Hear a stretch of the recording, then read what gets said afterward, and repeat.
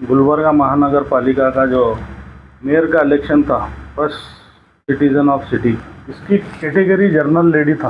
तो आज जो डिसीजन आया, जो मेयर बने हैं उनको तो मुबारकबाद देता हूँ, मेयर डिप्टी मेयर को। लेकिन कहीं ना कहीं माइनॉरिटी के साथ नाइंसाफ़ी हुई, क्योंकि जो माइनॉरिटी को लेके तो बड़े बड़े दावे करती है पार्टी कांग्रेस। इससे पहले भी 2018 के इलेक्शन में मेयर के जो भी कैटेगरी जर्नल वुमेन था, वहाँ पर भी माइनॉरिटी के साथ नाइंसाफ़ी हुई। ये दोबारा हो गई। मैं समझता हूँ सिर्फ खाने के लिए माइनॉरिटी को इस्तेमाल कर रहे हैं।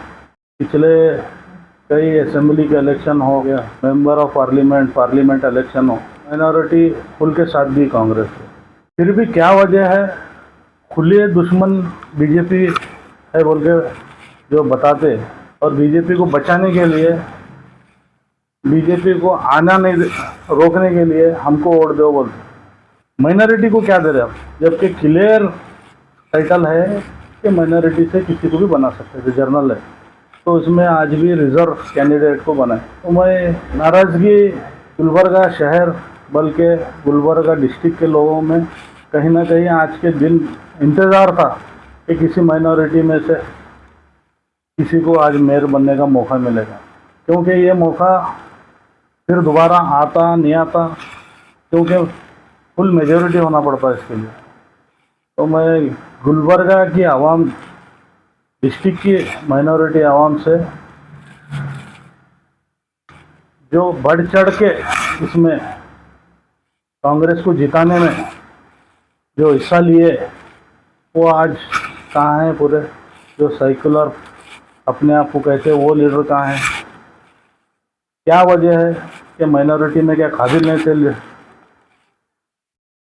तो कहीं ना कहीं हमारे लीडरशिप की कमियों का नतीजा मेरे को महसूस हो रहा है। तो आने वाले दिनों में आवाम से वापस जो हमारा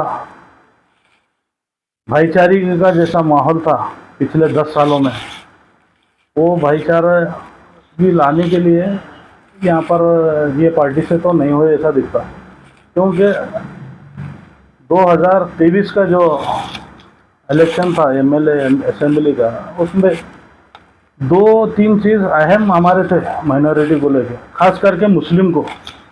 हिजाब का मसला अभी तक रिजॉल्व नहीं है, उसका भी आज भी हमारे बच्चियां कॉलेज को एग्ज़ाम देने जा रहे, जहाँ पर भी अदर देन एरिया में सेंटर आए तो वहाँ बहुत से तकलीफ़ों का सामना करना पड़ा।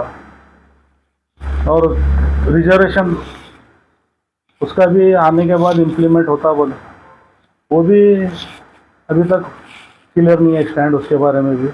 2 साल में कितने रिजर्वेशन हमारे जॉब के नुकसान हो रहे, एजुकेशन में नुकसान हो रहे। ये इसकी आवाज़ खुद अंदर जो पार्टी में रहते हैं उन्हें उठाना चाहिए, ना कि हम अपोजिशन में बैठने वाले। क्योंकि आपको इलेक्ट करके भेजे अपने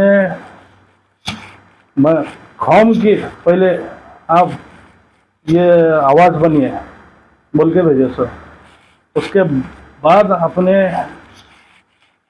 शहर की, गांव की, स्टेट की, फिर अपने देश की, मामूली अपने एरिया की आप आवाज़ उठाने में बहुत पीछे रह गए। आप जो इलेक्ट करके आज जो कॉरपोरेशन में,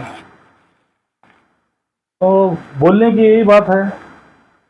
आने वाले दिनों में आप सोच समझ के किसको क्या फैसला लेना है वो देख के करिए। और एक बार बोले तो चल कुछ गलतियों से हो गया, किसी के दबाव में हो गया, वो बात अलग है। दोबारा आज 2025 में भी सेम जनरल कैटेगरी को फिर मेरे रिजर्व के कैंडिडेट को बने।